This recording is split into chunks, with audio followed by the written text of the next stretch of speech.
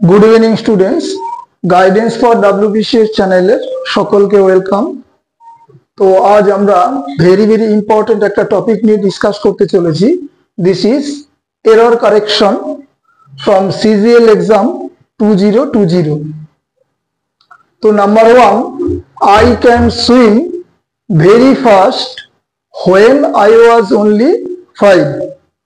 अर्थात যখন আমার বয়স ছিল 5 বছর তখন আমি খুব দ্রুত সাঁতার কাটতে পারি, কিন্তু এই সেন্টেন্সে পাস্ট টেন্স ইউজ করা হয়েছে। যখন আমার বয়স ছিল 5, when I was অর্থাৎ যখন আমি ছিলাম only 5 মানে 5 বছর।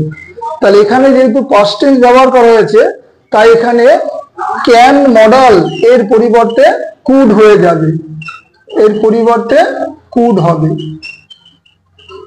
আশা করি বোঝানো গেছে।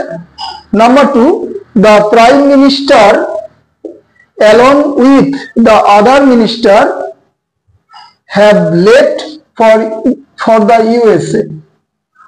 এটা একটা রুলস আছে, দুটো নাউনের মাঝখানে with, along with, together with, as well as linker হিসাবে থাকলে প্রথম নাউন বা সাবজেক্টটাকে গ্রান্ট করে, অর্থাৎ সেটা সিঙ্গুলার নাম্বার না প্লুরাল নাম্বার সেটা দেখে ভার্বের গঠন হয়।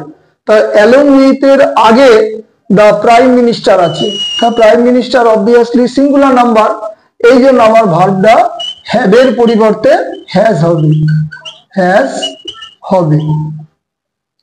Number 3, Dipa walked down the road slowly without looking anybody.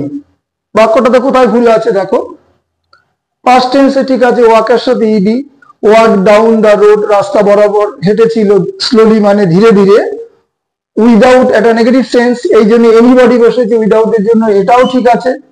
কিন্তু ভুলটা হচ্ছে উইদাউট লুকিং এনিবডি নয়, উইদাউট লুকিং অ্যাট এনিবডি। কারণ লুক অ্যাট মানে কি, কারোর দিকে নির্দিষ্টভাবে তাকানো, ফিক্সডলি লুকিং যেটা বলে। তাহলে লুকিং এনিবডি এর মাঝে একটা অ্যাট হবে, অ্যাট, লুকিং অ্যাট হবে, যেমন লুক অ্যাট দ্য মুন ইত্যাদি। Number 4, everything obviously singular number, that যেটি, আই লাইক আমি পছন্দ করি, টু ইট মানে খেতে, আর এইবার দেখো সাবজেক্ট হয়েছে এখানে কি এভরিথিং। তাহলে এভরিথিং কোন নাম্বার, সিঙ্গুলার নাম্বার। তাহলে এভরিথিং এর সাথে এভরিথিং সাবজেক্ট সিঙ্গুলার, তাহলে ভার্ব সিঙ্গুলার, তাহলে এভরিথিং আর কখনোই হবে না, আর এর পরিবর্তে হবে ইজ, ইজ হবে। এটাও বোঝানো গেল এভরিথিং সিঙ্গুলার নাম্বার হওয়ায় ভার্ব আর এর পরিবর্তে ইজ হলো। নেক্সট, দ্য বয় মানে বালকটি, অবশ্যই ব্যক্তিবাচক একটা নাউন। হুইচ যেটি, হুইচটা হচ্ছে বস্তুবাচক রিলেটিভ প্রোনাউন। তাহলে ব্যক্তিবাচক নাউনের পাশে ব্যক্তিবাচক রিলেটিভ প্রোনাউনই বসে।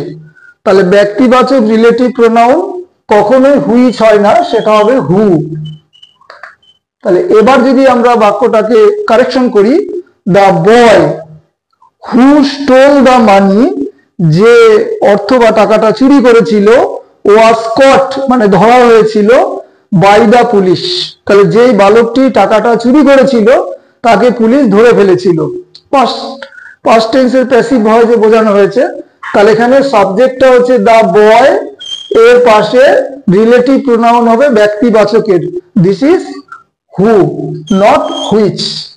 এই পাঁচটা 2020 সিজিএল এক্সাম থেকে নেওয়া হয়েছে টায়ার 1, সেটা ডিসকাস করলাম। Thank you, have a good day.